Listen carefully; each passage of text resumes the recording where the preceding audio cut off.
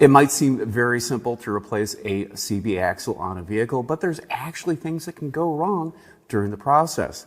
One thing you really need to pay attention to is the cert clip.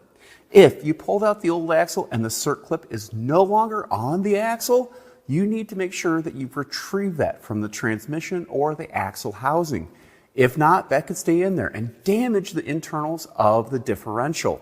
So make sure that that is there and that the new one is on there too.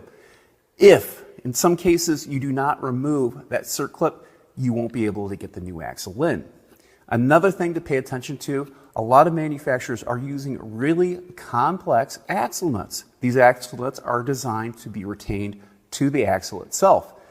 If you do not replace the nut, you could run into situations where the nut may come loose later on down the line.